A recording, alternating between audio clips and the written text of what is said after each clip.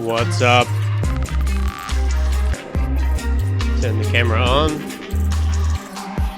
Turn my sound down a bit. How you guys doing today? Hope everybody is well out there. Welcome to day 3 of...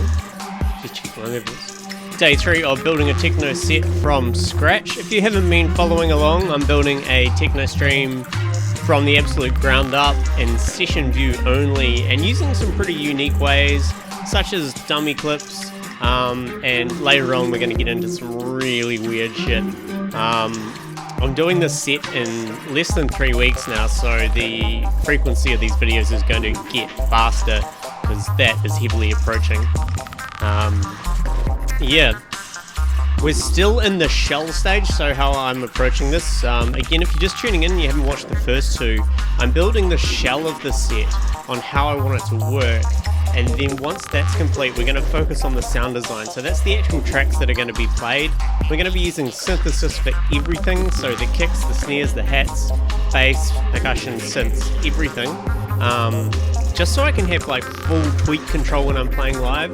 It's going to be a really progressive techno set, so I don't have to worry about like really clever glitchy drops and stuff. It's just going to be power, full straight power, because the theme of the party, which is called World Beyond, is a futuristic theme, and they really put a lot of effort into their lore, or what do they call it, like the narration of the party. Like you have to come in a costume from the future, and if you don't, they have these special agents that capture you and lock you in a cell for a while, and I think they force feed you alcohol until you agree to dress up, or I don't know. It's really cool party. So they're giving me the last set, and it's an apocalyptic theme, so it's just gonna be kind of shit. And last time we got up to the point where we created, there's a bunch of clips here which are creating the audio at the moment. I've got a backing track playing here, which I'll stop very quickly just so we can hear the backing track. This is a set from Equal Dose Purple Emerald Lounge 2014. So this is just the what we've got so far. And this is just dummy, I call it dummy, we'll call it pseudo information. So I've just made some clips, made some sounds so we can work on the shell. These aren't actually going to be what's going to be played during the set. They're just there so we can work on the shell. You want me to lower the music a little bit? I can do that. How's that for levels? I'm running off volume bars because I can't really hear what's going on. Looks like I'm talking over the music here. So anyway, that's kind of what we've got, and these tracks are sending into these tracks here, and that is because we have a whole bunch of dummy clips which we created in the last session, and these can be triggered by this trigger track which has a Max for Live patch. So as we're playing this, if we trigger one of these, it randomly selects a bunch of these. So that's good for one bar drops.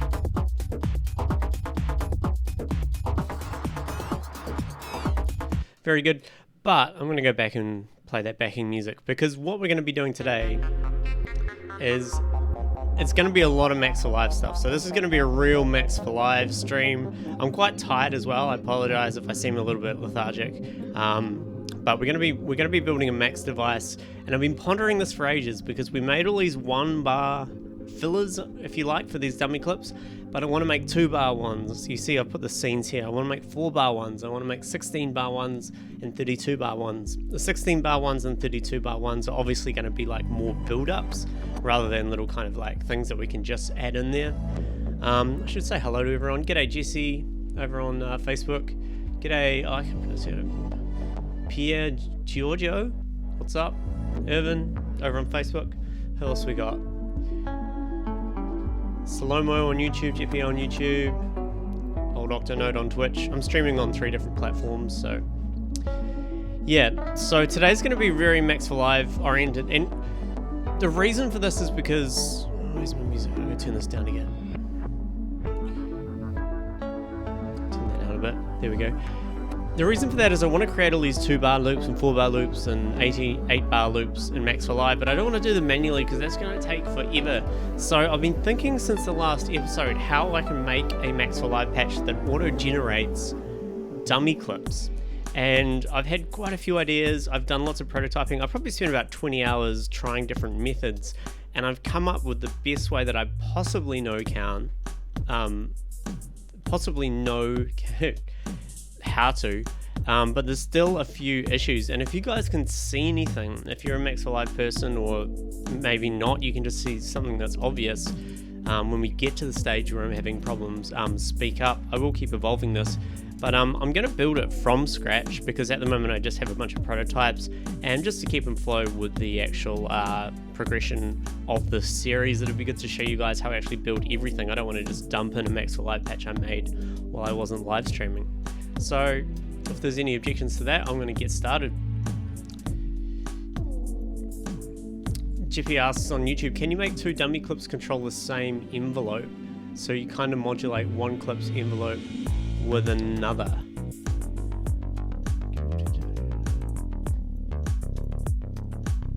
Yes, you can in a sense, yeah. I'm gonna jump in and build this thing that I wanted to. We'll use the percussion track because that has the most busiest stuff. I'm playing backing music because we're going to be doing, again, a lot of Max for Live stuff. The other issue we ran into last time is, see how all these dummy clips are in groups, audio groups? Well, these 3 are. These aren't, and that's going to cause a problem. I need to put these into actual groups and use macros rather than automate the parameters themselves. So these ones here are in groups. So I'm going to use the percussion track as an example, and I'm going to go ahead and create a Max for Live audio clip here. We'll open it up.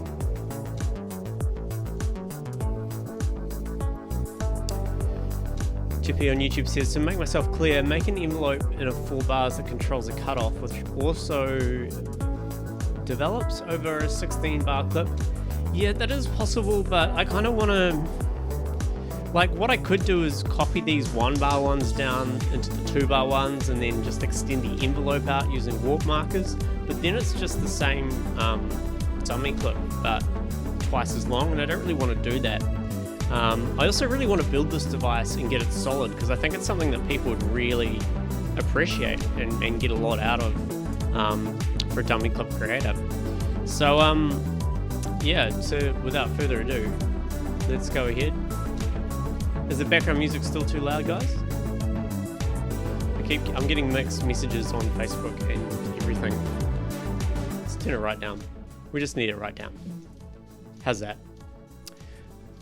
Okay, so the idea with the dummy clips was there's a device in Max for Live called a function. So a function looks like this. Let's make it nice and big.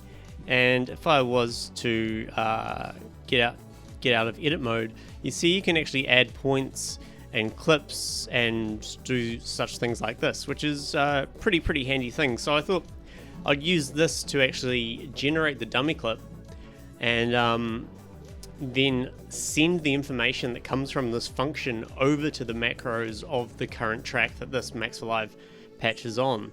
But to do that, I need to change a few of the settings or the parameters inside of this particular function device here. So I'm just going to have a look here. We've got, okay, add by points, change sustain. What does this one say? Okay, I want the grid on, which is horizontal and vertical. I want the high display value to be 123. So that's 124 units. Remember, 0 is 1. I also want the horizontal factors to be 0 to 127. Like so. And the range to 0 to 127. There might be a lot of me like, no, I don't want that. Umming and ahhing and trying to figure shit out in this one. So again, if you're not a Max for Live person, this might not be the episode for you. Mode is linear, that's what we want. Mouse mode is free. Output mode. Snap mouse to grid, I want that to be on, horizontal and vertical, and I'll explain why in a minute. Can I draw curves yet? No, I can't draw curves. So see, I've turned the grid snapping to on, which is good, so that snaps it to a grid, and later on we can add some variables to change the grid size, which is going to be handy for us. Let me just look here. What's this say?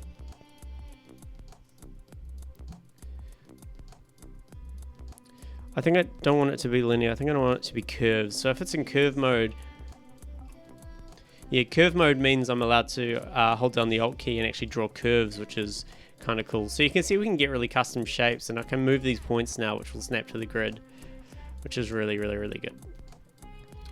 Okay, let me just put in a message box here and put clear so I can get rid of everything. So that clears everything in the grid. So let's just do like a really basic up and down like that. Very good. And if I was to create a line object, so a line object takes three. It takes a message which has 3 options in it. 3. One is the start point, one is the end point, and one is how long it takes to get from the start point to the end point.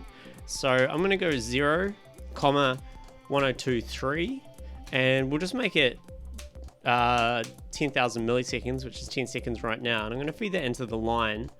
And let me just put a number box here and make sure that works. So if I click this, you'll see that this number box is now going to go from 0 to 1023 over 10 seconds. What's up, Quitzel on Facebook? How you doing? Magic MC on Twitch. How you doing? So, yep, that's done what we want. So in theory, let me just connect a message box to the outlet here. I think this outlet says interpolated Y float for input X. Okay, that's good. So I'm going to feed the line output into the inlet of this and see if it works. Okay, so you can see how this is going from 0 up to 1, and then it's going back down again to 0. Now, I don't want that to go from 0 to 1. I want that to go from 0 to 127, because that's what the macros work on in Ableton Live. So I'm going to change the display range here to 127.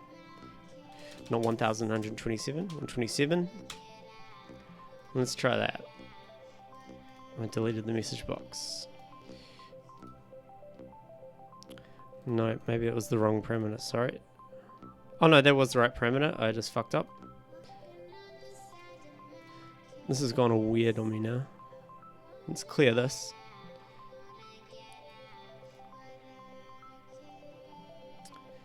So the grid's done some whack shit. Let's go into our attributes and go grid step X, and we'll also add a grid step Y.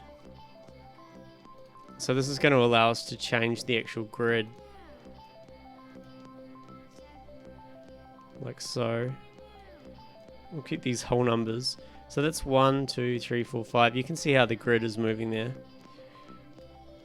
And I'll keep this, we'll make that 32. Actually, we'll make it 16. No, we'll make it 64. So again, let's add in these points here. I don't know what I did there, but... Okay, let's try this now. So I'm going to click on the line. And you can see now this is outputting 0 up to 127 as it moves along. And then it's going to come back down here. Now it's outputting a float value, which is not what I want. So I'm going to just put in an object called an I, which turns it into an integer instead. And now if I add an integer box, let's see what we get. Okay, so you can see that there. Hopefully you can see that. I'll make it a bit bigger. So that's doing what we want. What I'm also going to do is add a live slider. So it's not a live slider, just a normal slider. So a slider is basically, as you can imagine, just a slider. If I drag it like this, it turns into a horizontal slider, which is good. And I can change the type to a indicator, so it just shows the line of where it is. I can change the background color to 0 opacity. And if I cover this with that, so it covers the whole area of our function, and then I also add the line to it and then put it back, hopefully it'll give us a nice line. Okay, we need to change the range of the slider. So the range of the slider is on 128, so I'm going to change this to 124. I think I need to change this to 124 as well.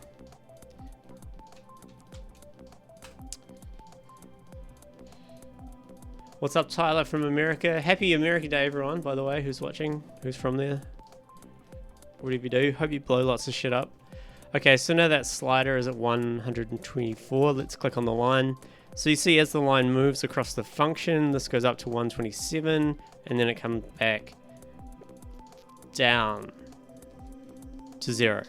Okay, so that's working good. That's how we want. And of course, what I can do with this live slider is I can choose ignore click, which means that when we're not in edit mode, it's not going to click the live slider.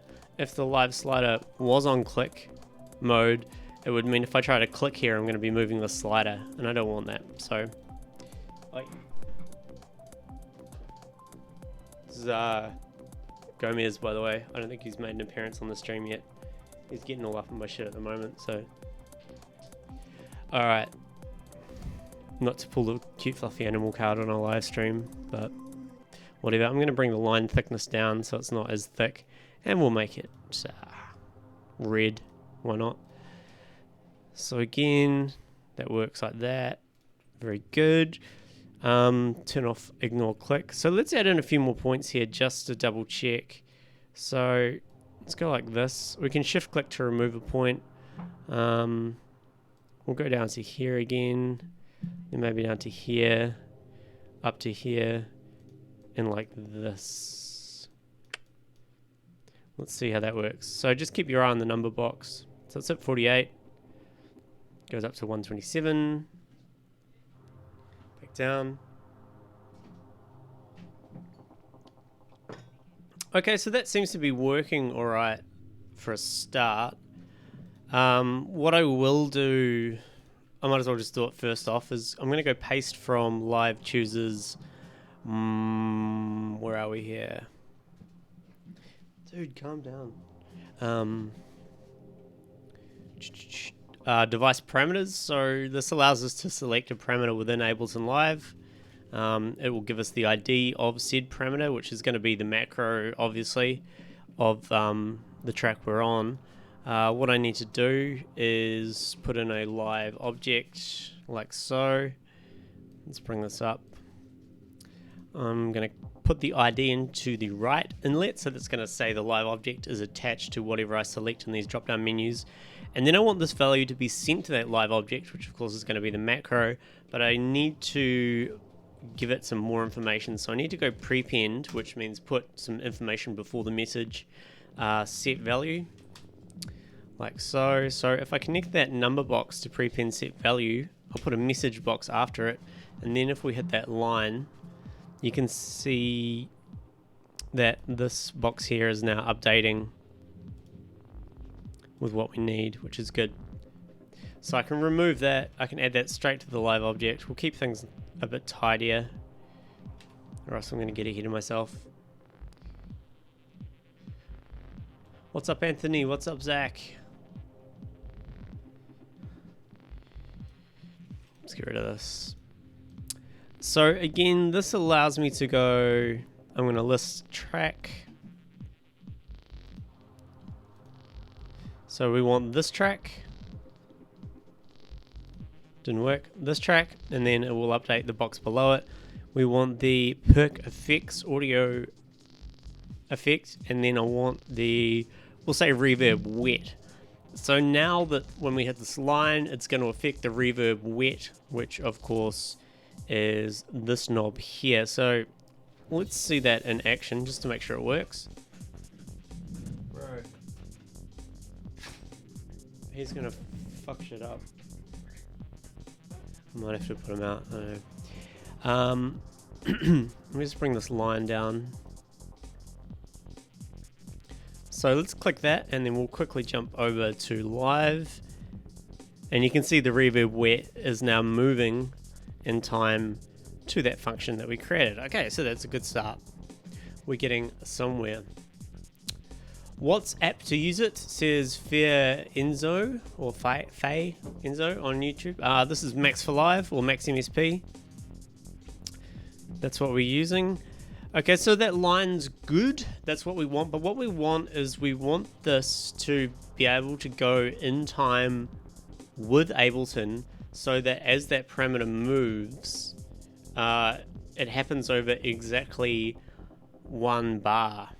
And I tried a few ways of doing this, but I found the best way to do it is with plug sync. So plug sync is a object. Let me open the help file. It takes, like, well, it says report host synchronization information. So it takes information from Ableton Live as to the BPM, what bar's playing, what the tempo is, things like the time signature and all that. So what I might do is just copy all the guts from that one, close it down, get rid of that, paste it, and you'll see it's completely updated. So here's our BPM, 128. We've got our bar number, our beat number. Let me get live playing so you can see what it looks like. I'm going to bring the master level down. Open up Max for Live. So you can see all this moving. We've got our bar numbers here, 4, 2, 3, 4, 3, 2, 3, 4, and etc. and etc. And here's our time signature. Here's our tempo.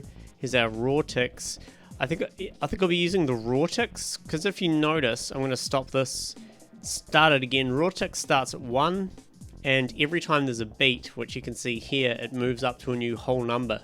And I think that's going to be really handy for making this function move across for the right amount of bar numbers.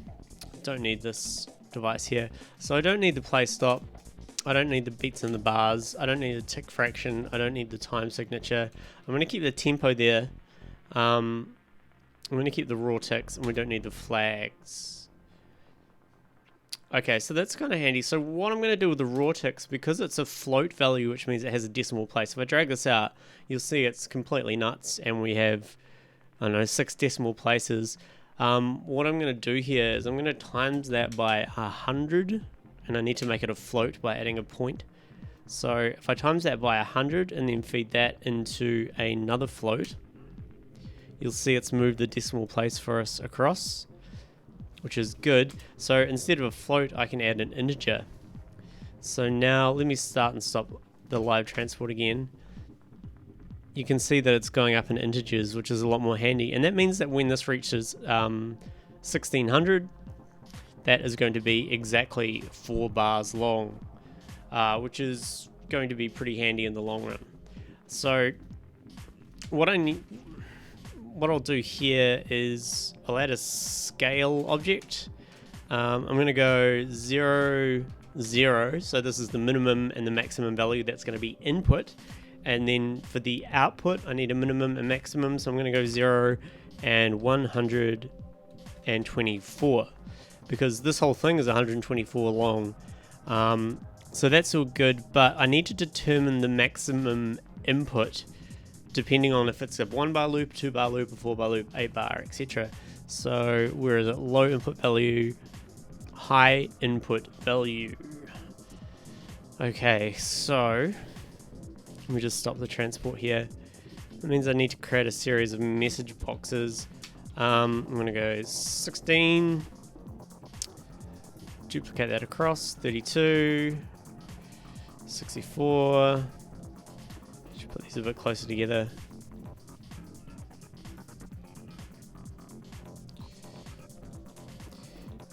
We need to go 128, 256, because 16 would be 1 bar, 32 would be 2 bars, 4 bars, 8 bars, 16 bars, 32 bars, and we'll go 512, and we'll also go 1024. We'll do a bunch just in case. 1024, and we'll go 248. Okay, let's move these over here. What I will do is I'll put a select. How many do we have? 1, 2, 3, 4, 5, 6, 7, 8, 9.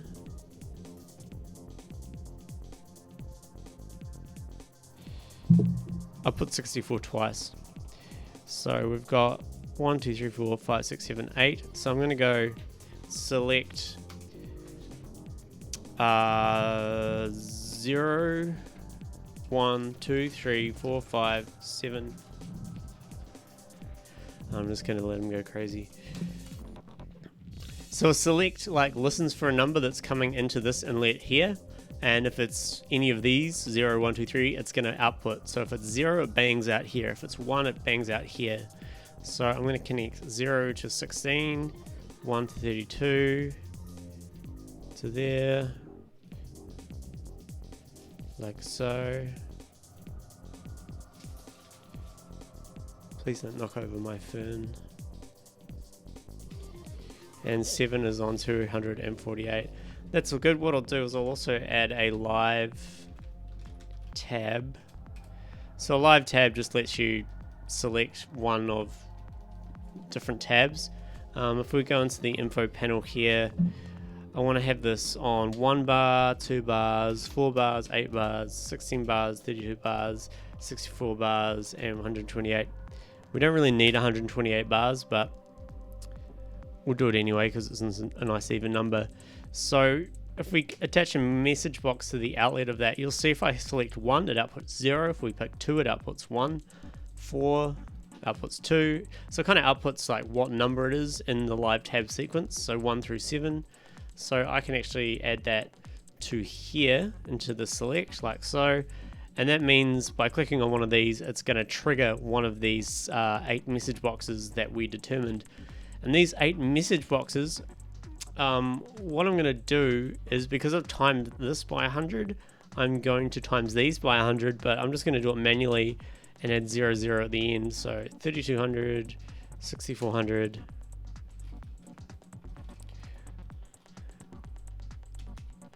Like so.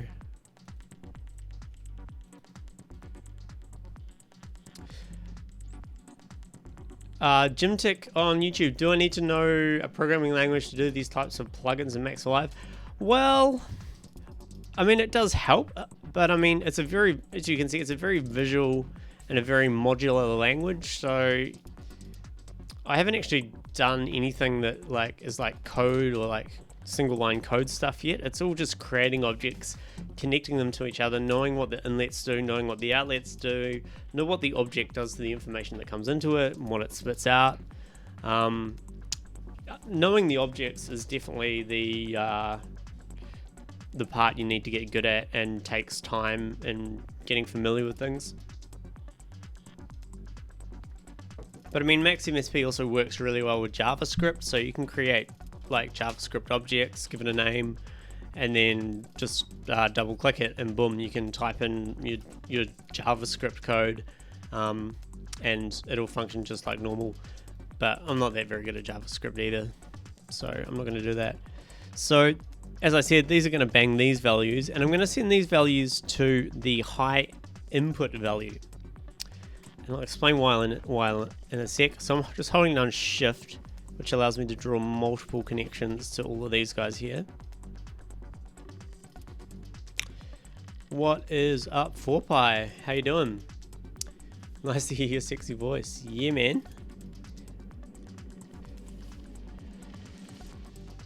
So I've connected these numbers again to the high input value. So you can think of it as the second zero in the scale.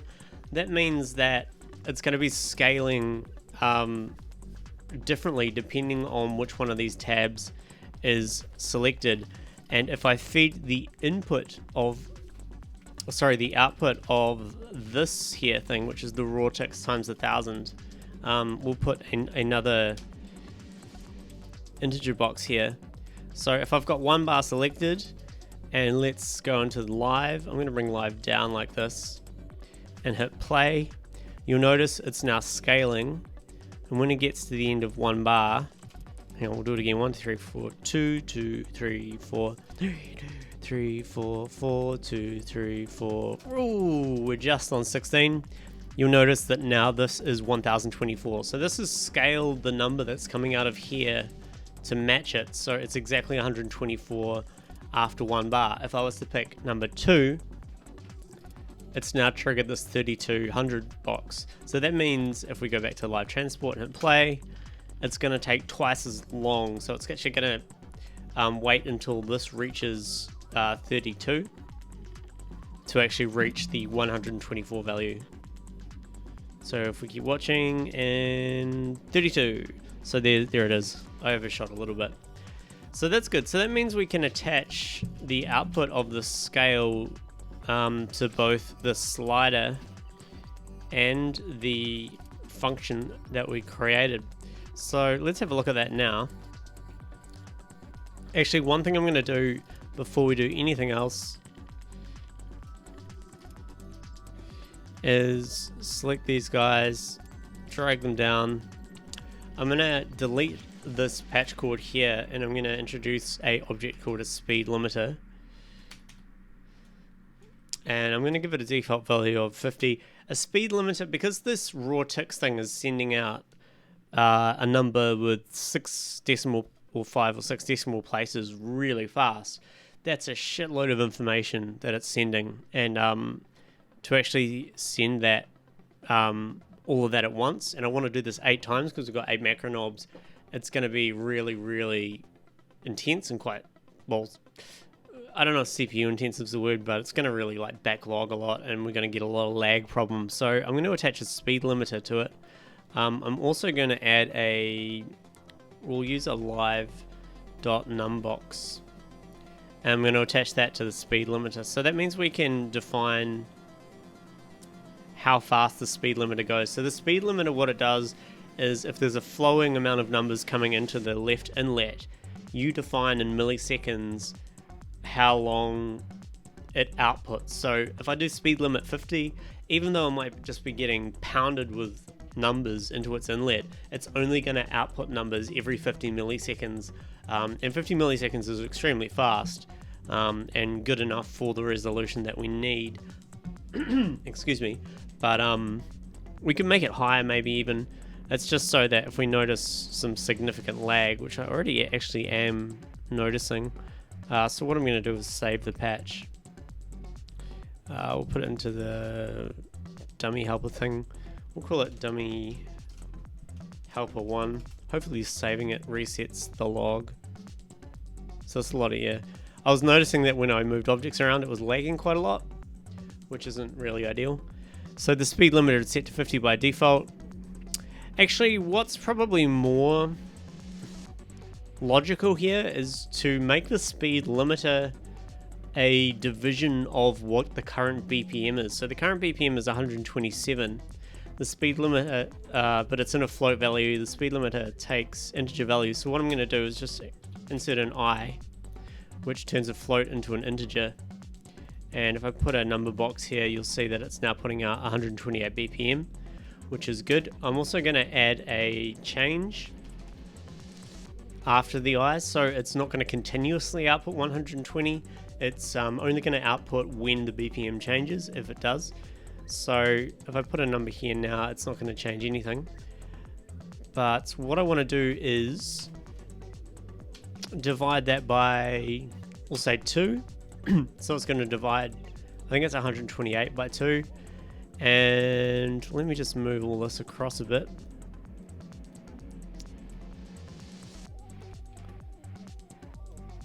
Sorry, my resolution's quite small here. So what I want to do is take half the BPM and set that as what the speed limiter is. And we can change this to divided by 4 if we want, if we find the resolution's not good enough. I am just going to move this down and throw a integer in here. Just so we can actually see what the BPM is. So the BPM is currently 128. Because I've got the change there, it hasn't done the division, so I'm just going to type 128 and hit enter.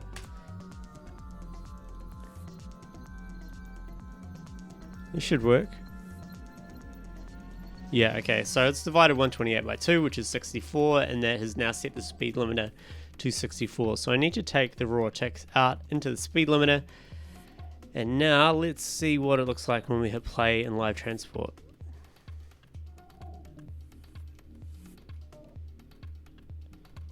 Okay, we're not getting anything. Are we getting our raw text out? Let's have a look.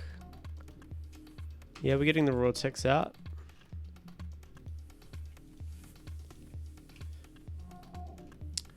Let me just change this to another number box. There's going to be a bit of me like experimenting around in this one. I'm going to change this back to 50.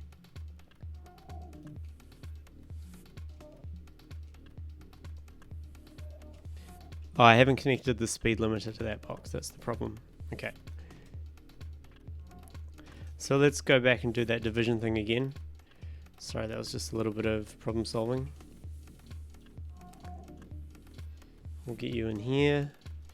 And again, we'll just go down and up. So we're at 64 speed limit. Back to the transport and play.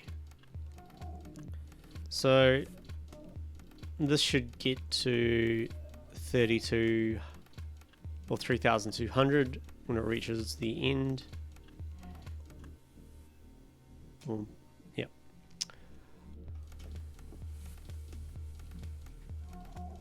Let's bring that slider back up so we can see. And you can see that it's sending the values here accordingly, and over in live we'll probably need to reset that because we saved the patch. So I'm just going to pick reverb wet, and let's try this again. Start. Nope. Let's go list. I might have to redo this. This track. Pair effects. And it's raining. Let's see if that works this time. It's not working. Why is it not working?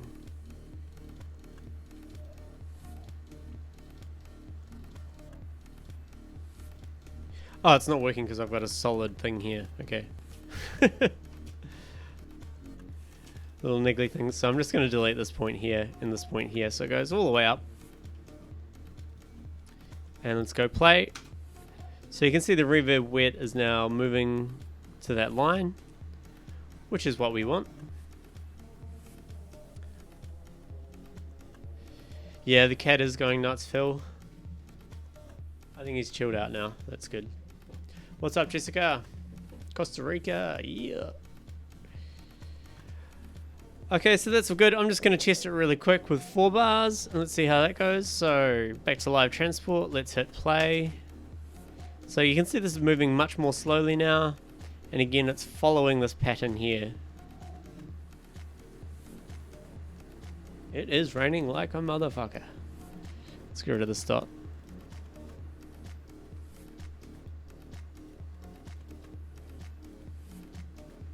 It's not letting me do it. There we go. Okay, so let's talk about these grid steps. So this is obviously horizontal, so that's, we want to keep this in like 64, 32, 16. This is vertical. If we go to 4, it reduces the resolution. If we go to 16, it increases it. 32 increases it. 64 increases it. So what I'm going to do here is I'm going to create a subpatcher to change these grid steps so that the end user is able to determine the resolution of what they want.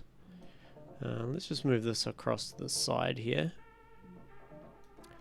So let's create a new patcher. So this is an encapsulation. This is a patcher inside a patcher, and I'm going to call this resolution.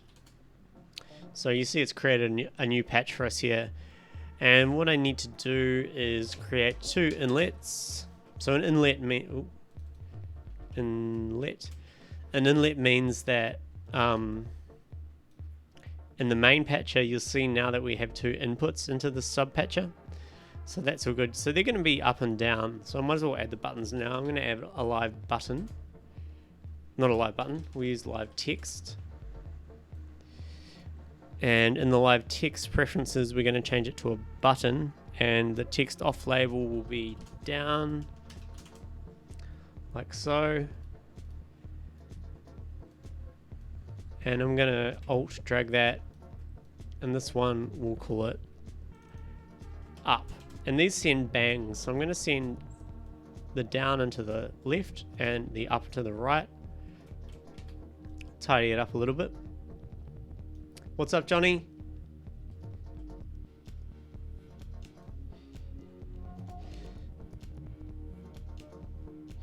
So we've got down and up. Very good. Let's go back into our resolution patch here. So the down's going to come in from here. The up is going to come in from here.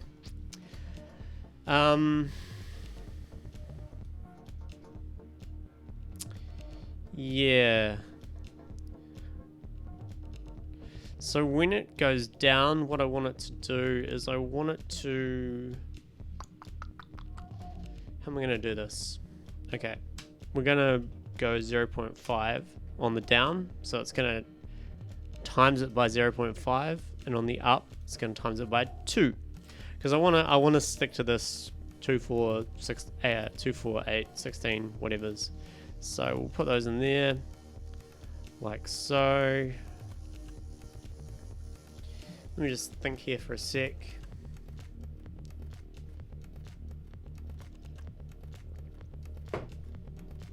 I'm going to use an accum object. So if I open the help file for that, an accum object takes a number that you've given it, and then when you can add numbers to it.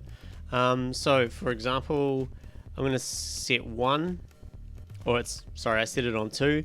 So the accum has currently got 2 stored in it. If I hit 2, it'll multiply by 2 or not. Why is that not working? I've got a bang as well. Whoa, okay, let's set it back to 1. Okay. So if I hit 2 and then bang, we now have 2. If I hit 2 again, it's multiplied by 2, so that's 4. Hit 2 again, bang, we now have 8. So I'm going to use an accum. I just need to see so multiply goes into the rightmost inlet. So what we're going to have to do is create let me just drag this out a bit. We need to create a trigger which has a bang and a float. So the float is going to come from this 2 and this 0.5. The float value, which is this 2, I need to make the 2 a float by 2 point. The float value goes into the multiply area. The bang is going to bang, and then we should get an output here. So let me just feed it the number 1 to start off with, see how that works. So it's output 1. If I hit 2, we get 2, 4, 6, 8, 16, 32, 64, 128. Very good. And if we hit 0.5, it's going to multiply it by 0.5, so we go back down. So the up and down are going to do that like so. Okay, so that's handy.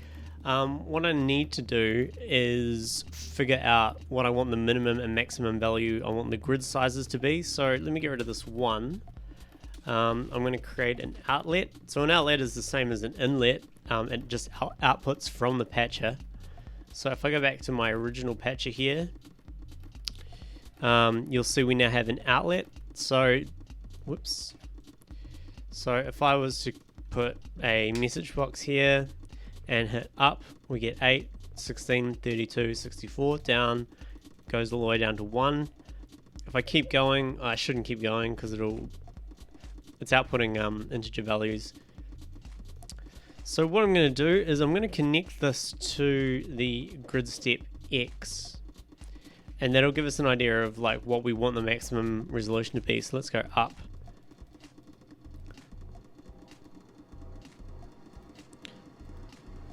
Okay, so the maximum that we want is 1024.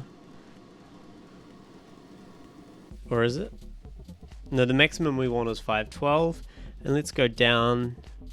We'll say 16 can be the minimum. So what was it? 512 and 16. Okay, so that means we need to go back into this patch here. And how am I going to do this?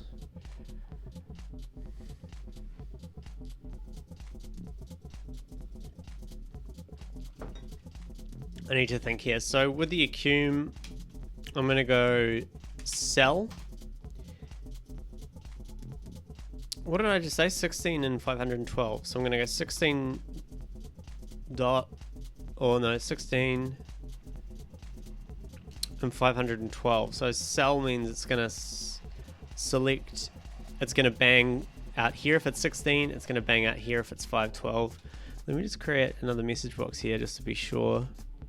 Yeah, so it's sending up float values, so that's good. So I'm going to attach the accum to the select. I'm going to take the output of this outlet, which means if it's not 16, if it's not 512, output the number through the third outlet. So I'll put a couple of bangs here. I'll put another bang here. So let's do this. So 256. And see, when I hit 512, it is banged. So 512 means bang. I'm actually going to change this to 1024, and we'll change this one, excuse me, to 8. So if I halve it, when we get down to 16, if I try to go any further, it's not going to let me. It's just going to bang out 8, and so it's going to bang here. But it's also updated the accum anyway, so if I was to do this a couple of times, it's still going to do it. So what I want is I want these bangs to reset the accum number. So if it selects 8, I want it to reset it to 16. So I'm going to add a message box and put 16. And what was the maximum? I want 512. So I'm going to add 512 as another message box here. And we'll add those to the accum like so.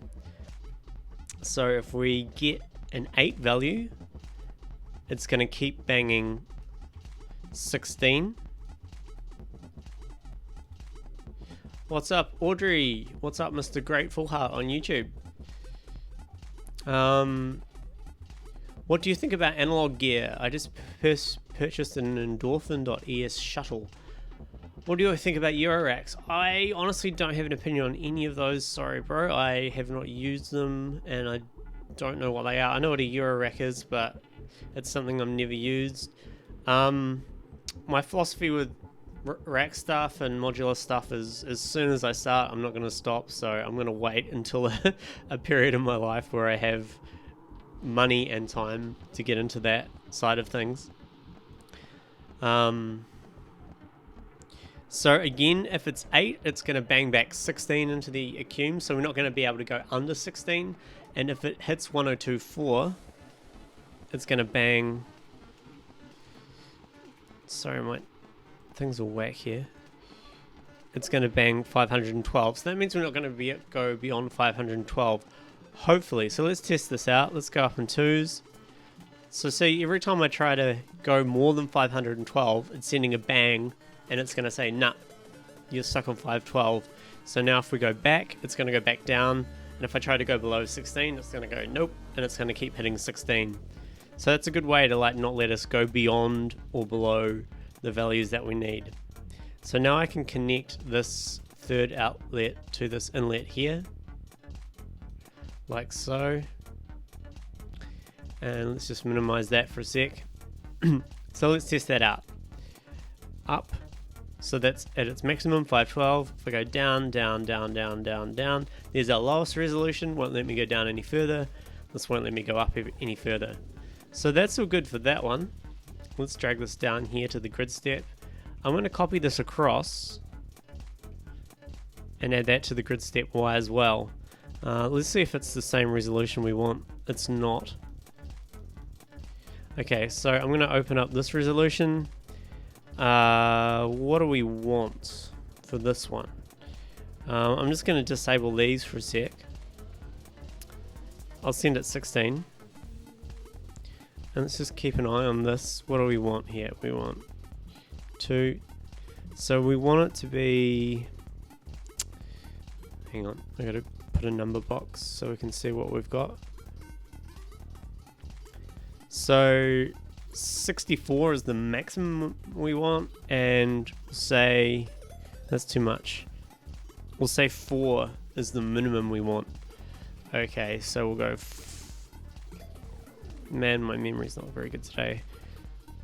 So we want 64, and we want 4, and we have to change the select as well. So I'm going to go 2.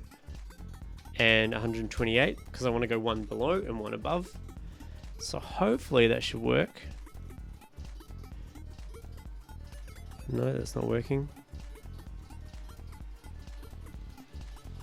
Oh, it's because I disconnected the bangs. Let's put them back. So 4 is the minimum. Won't let me go below.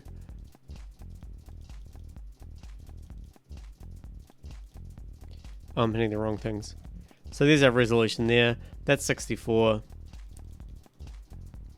And that is 4. So I'm happy with that. We should probably rename these patches appropriately. So we'll go resolution X and we'll go resolution Y. Okay, so that allows the user, which is me at the moment, I guess, to go down my grid step horizontally, down and up in my vertical axes. Very good. Let's leave it there for now. I'm going to hit clear, and because I've got snap to grid here, that means I can only add points at various things of the resolution. So say, the resolution's not that good on horizontal, I can go down one, and I can add another point here, and another point here, another point here. If I'm not happy with the up and down one, because this would be 50%, I could go down, I could add some points here, get rid of that one, maybe put one here like so. So that's just like a good way to snap, which is what I want. Hopefully that makes sense. I know I'm going quite fast for you guys. And yeah, some of you are not Max for Live enthusiasts, but let me just read the chat. Sorry, when I get into Max for Live, I ignore the chat a lot. Who needs a car at Hero Rack? Thank you for making me feel like I'm rich with a lot of time on my hands. You're awesome. Thanks so much for explaining the depth of Max for Life. Absolutely my pleasure, Audrey. Mr. Grateful Heart says, how have you developed some facility with Max? I started out trying Pure Data, the forerunner of Max, and was so intimidated, though I did make a sine wave machine. I ran screaming. It's a good question, and a question I get asked a lot. And I was the same when I first started with Max. It was pretty full on, and I had no idea what I was doing. After about, I don't know, a certain amount of time just opening up patches and trying to figure out how they work and then breaking them and not knowing how to fix them, I kind of I got an idea in my mind of something that I wanted, that I knew Max would be able to do, but I didn't know how to do it. And I just sat down and I did it. I was on an island and I just had all my days free, and it took me about a week to make this thing. It did take me a day now, but it took me about a week. And it was just the basics from using, something like a division object like this to go, oh, that divides something by 2. Okay, and then just slowly working my way up. What really helped me a lot was when you alt-click on an object, it tells you all about it. So here's the division, divides 2 numbers, tells you about the operands and everything. If you click on the little question mark file, that's not a good example, let's do the select object. If you click on the question, that's not a good example, let's try another one. What other objects? Here's a live tab. Yeah, so if you click on the question mark object in the help menu, it shows you objects that are related to the current object that you're working with. So this is suggested live text, live toggle, and normal tab. Yeah, it's just a really handy way to kind of like find your way around, because a lot of the times I reinvented the wheel. I'd create this massive patch that did a particular thing, and I'd be really happy with myself, and I'd share it with somebody else, and then they'd be like, oh, you mean this object, and this object does exactly what I've just built. So just get something like exciting in your mind that you want to build, that you know that you want to complete, and every time you get a little achievement towards that end result, it's exciting, and that kind of keeps you propelled and continuing on with what you're doing. It's that little micro reward excitement factor that keeps you learning something which is actually quite boring to start off with.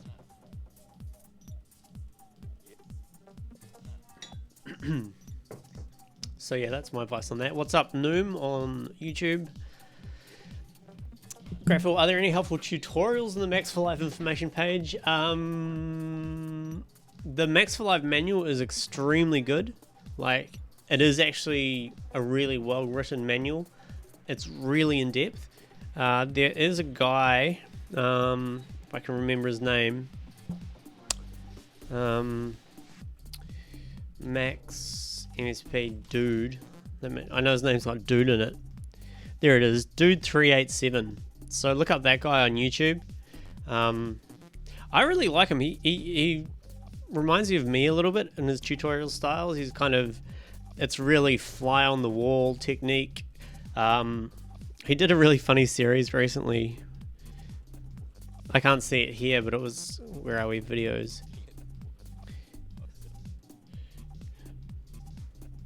Dating with Max. Yeah, it's really funny. You kind of, I don't know, he just kind of puts this kind of romantic role play into the learning of Max MSP, and it's like not actually lame. It's kind of funny and makes you laugh while you're watching something really boring. He's a really good teacher. So just again, that was what was his name? Dude837. Check him out. He's taught me quite a few things. And he's got a lot of videos. Lots and lots and lots. And he does things to do with jitter, he does things to do with MSP. You know, all kinds of shit. So there you go. Okay. I'm going to take a very quick break. I will be back in about 3 minutes. So hang tight, guys.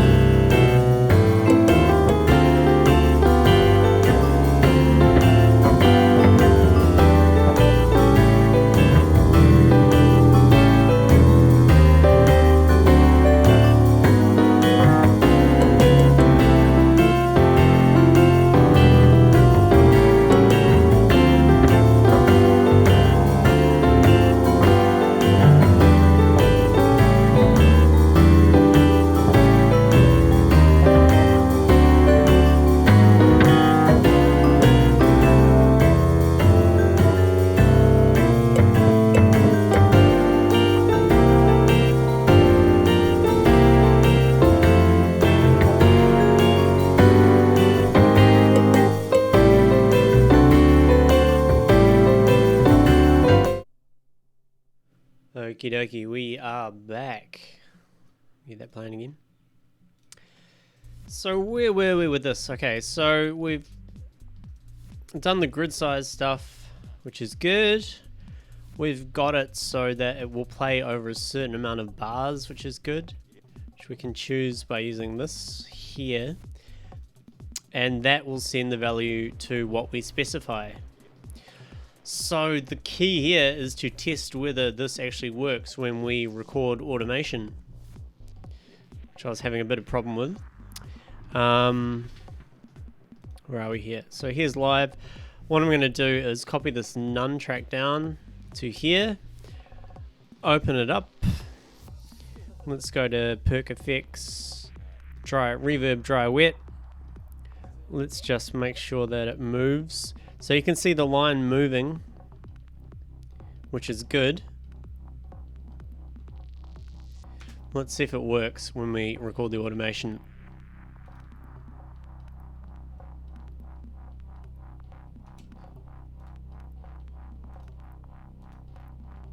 Whoops, sorry guys. Where's my head at?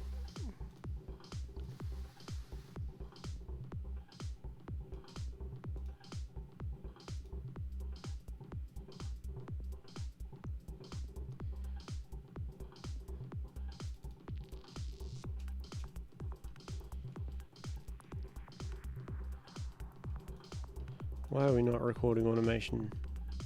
Oh, record the track. Didn't arm the track. Alright, let's try this time. Cross your fingers.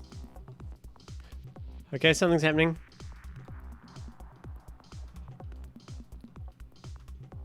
Okay, well we've got something happening. That's a good result. What I'm going to do is we'll make this 2 bars long. Zoom out. So this is a 2-bar loop. Go back into max.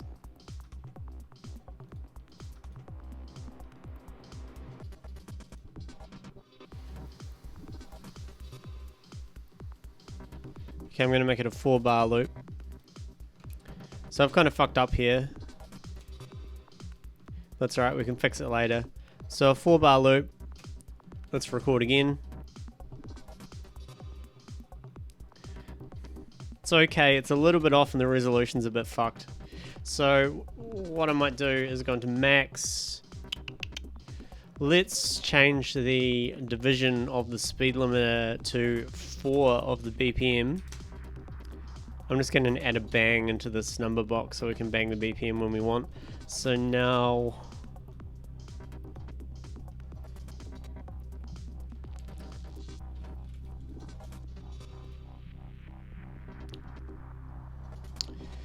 what's up, Mr. Grateful? Glad you subscribed to him. As I said, very good teacher. That bang's not working.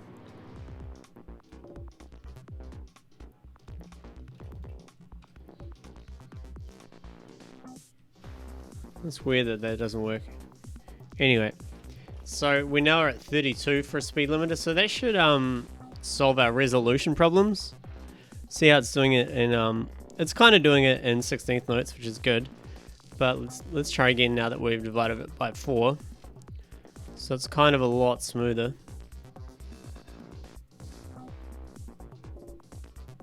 Okay. So if we look at this, and look at this, it's pretty much there. Let me just bring the speed limiter down to something stupid like 20, just so we get really high resolution, just because I want to see if it works and if it fucks things up. Doesn't really make much difference.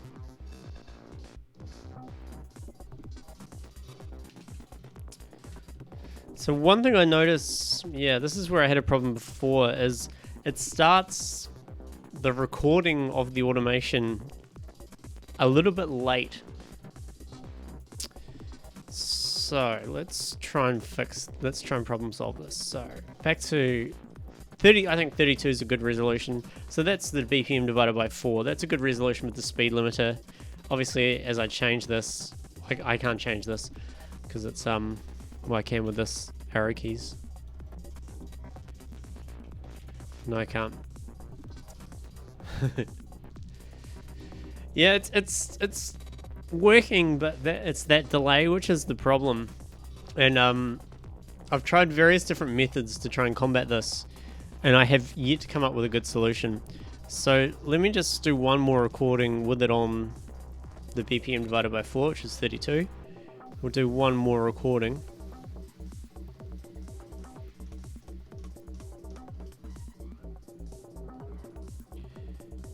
Okay, and we'll stop. Control Z because it recorded over it a bit. Again, if we zoom in now and have a look, you see how these aren't all even, which is fair enough. So it's not like giving us a nice even value, but that's all good because this is, see this gap here, like, so it's taking its time, it's triggering that sequence on the function a little bit too late, and even though it's a little microsecond too late, it's a little bit of a pain in the ass. So if I scroll to the right, let's go have a look. I'm going to add a couple of flat lines in to this max patch. We'll add a line here and here. Get rid of this one. We'll add one here. And we'll put one here. We'll try that pattern. Back into max. Zoom out. Record automation.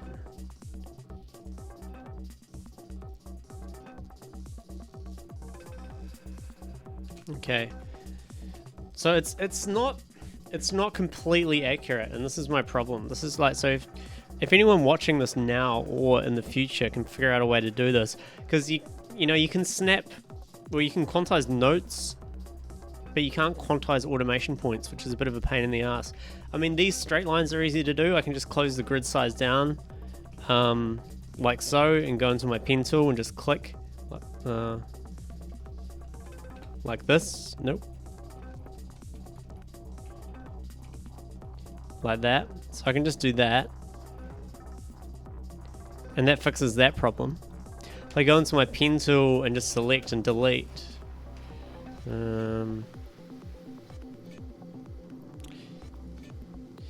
Yeah.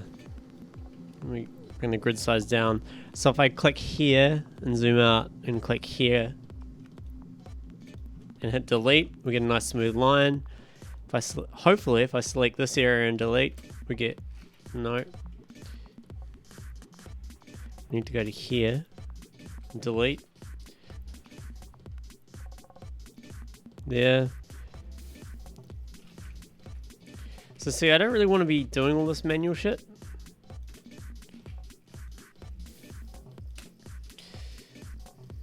Let's try it this way. I'm going to do one more recording.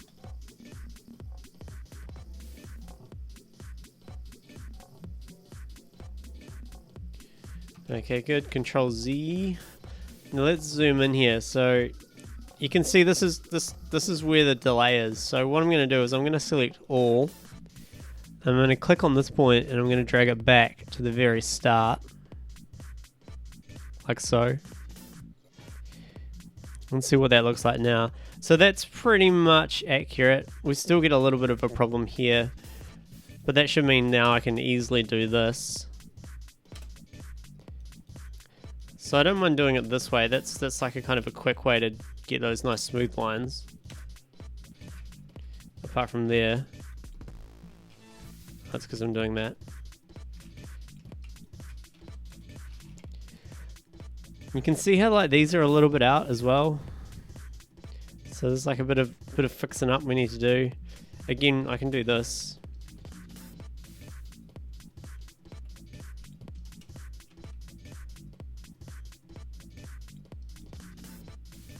I can just do it like that. So there's our clip. And there's our dummy automation. And what I have tried is I've tried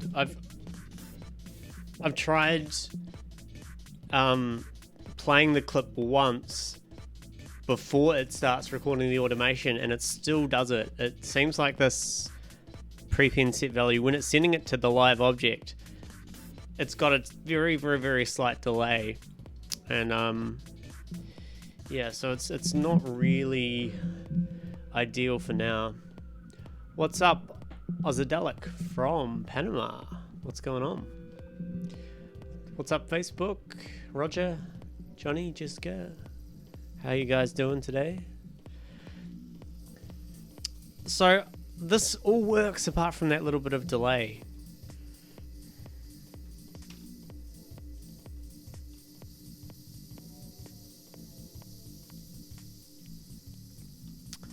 So let me just think here.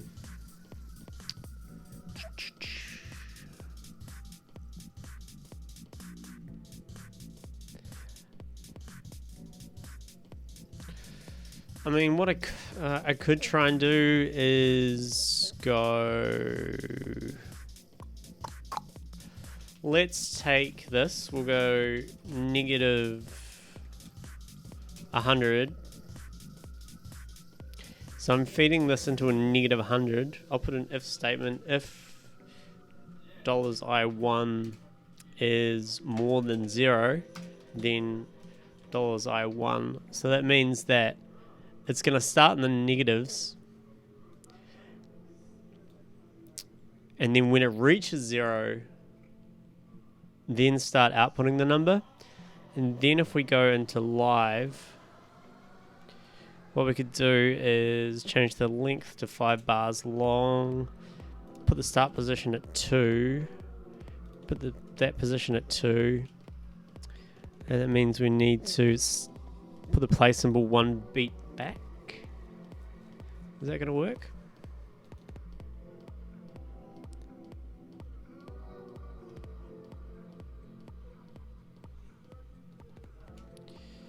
Okay, let's zoom in and have a look. See, we've still got the delay, so that means even though like it's sending across information, we've still got the delay, and that's bugging me. Let's Control Z. Okay, we'll change this back to a 4-bar loop. Start position 1, play position 1. So that didn't work. Any suggestions from the chat?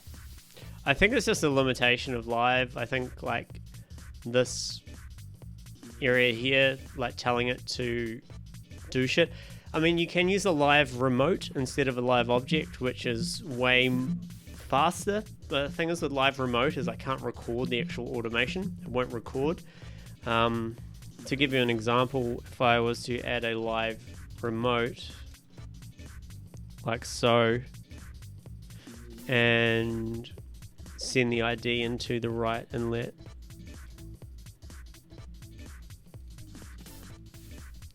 just select it. Just get rid of these for a sec. Put them over here. Send the live remote in there. You'll notice now in live that in the percussion track, that didn't work.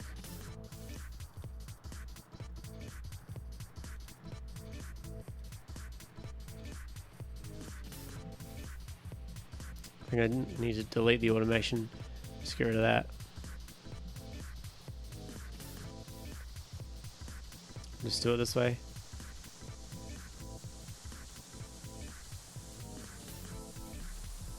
What's up, Pincetta, over on YouTube? This track. I'm gonna go perk effects, reverb dry wet. So it's not taking it over. I think I need to save the patch first. Did that work? No. What I might need to do is put these in presentation mode.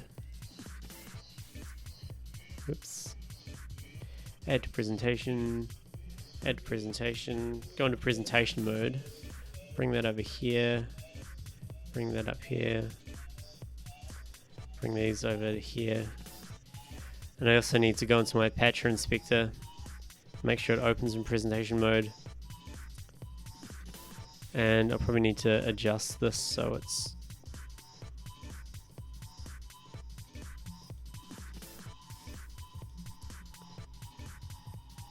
Yeah, that should work.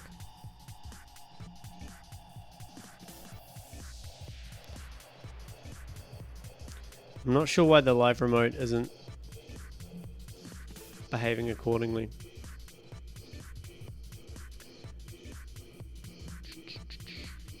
This track.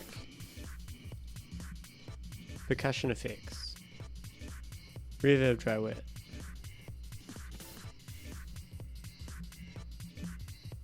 Should be turning that grey. If I turn this off. We'll do it this way. Hang on, I need to adjust this properly. Make this smaller. Save. Close you down. Close you down. It's gonna minimize all this stuff. So, list tracks. This track. Perk effects. Reverb wet. I don't know why that's not working.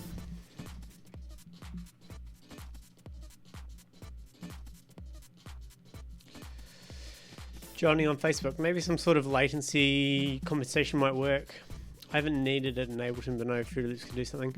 Yeah, I've also tried like just going back a little bit, but it still doesn't really work in that sense.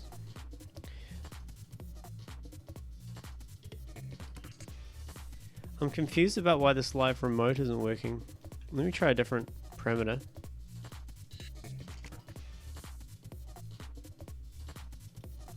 It's definitely connected. Oh, okay. I know what I'm doing.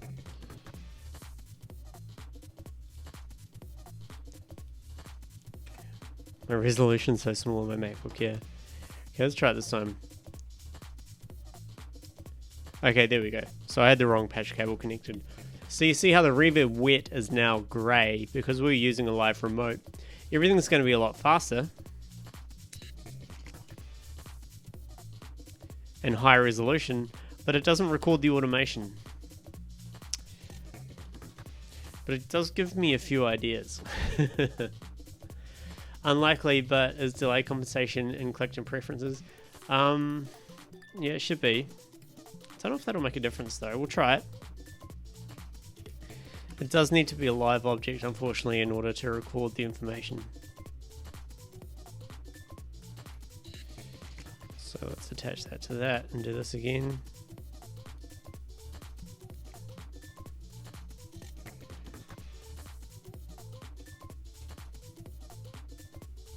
And now I've freaked it out. I might have to save it. Yeah.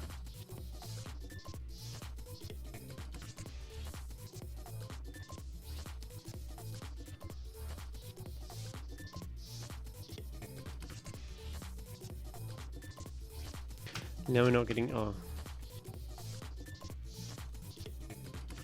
not getting any love now.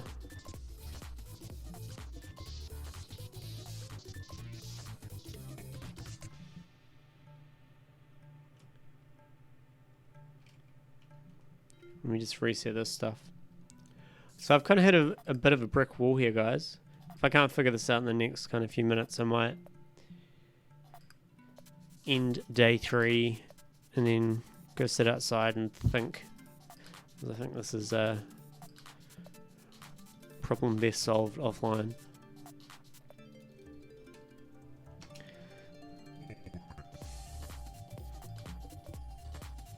Have I done the... You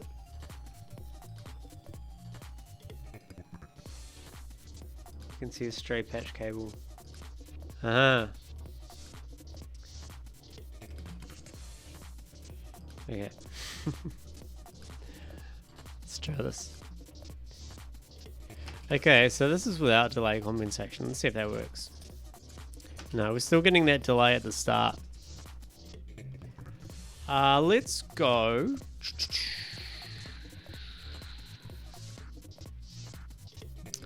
Let me just watch what happens here. Where's my live?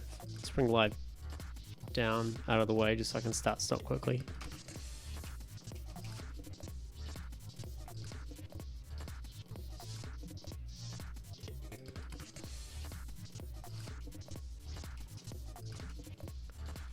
that into a integer.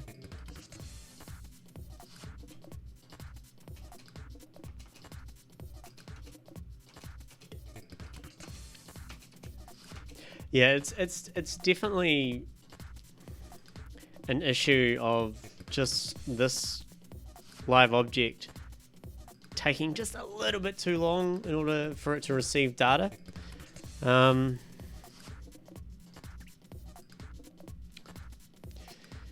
Blue on Facebook, you can nudge the individual track and time to account for the delay. I can, but the problem is, let me just go back to live here. We'll do one more recording. This needs to be 4 bars long. So let's record it one more time.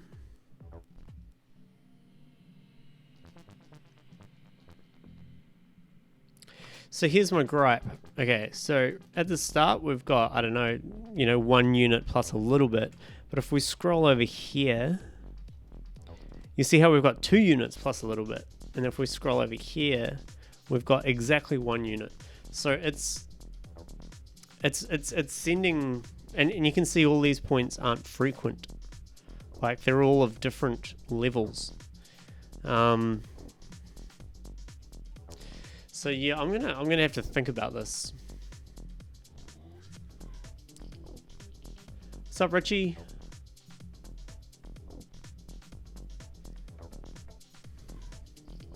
Yeah. Well, I'm happy with how far we've gotten today. I know it's been a shorter stream than usual, hour and a half, but look, we've got it working this far, and I think that's a really big achievement. It's just that weird thing of, if only Ableton had snap automation points to grid lines, that would solve out all of our problems, or quantize, but it doesn't.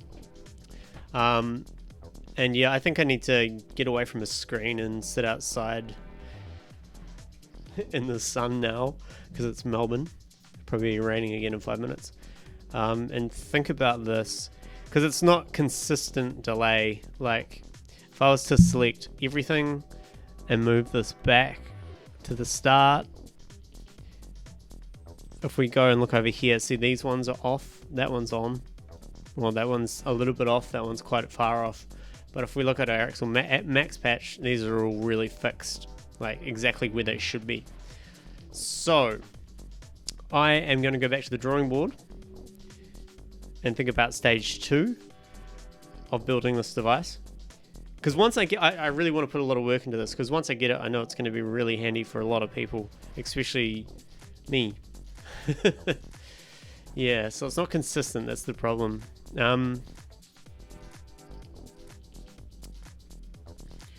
Yeah, look, I'm going to bite the bullet and say I honestly can't think off the top of my head immediately. So I'm going to call that the stream, guys. I'm going to think really hard, do a bit more prototyping, a bit more testing. And when I come up with a solution, I'm going to say when, because I'm going to do it.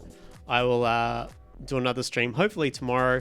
As I said, the frequency of these streams is going to increase quite dramatically over the next 2 weeks, because time-wise it's getting short and I need to get over to the sound design area, because we haven't done any sound design today, any techno or anything like that. So yeah, thanks for tuning in. I know it's been a Max for Live one. If you're not a Max for Live person and you followed along, well done, very good. And I hope you learned something. And I'll see you guys in the next stream. I hope you have a great day. Take care.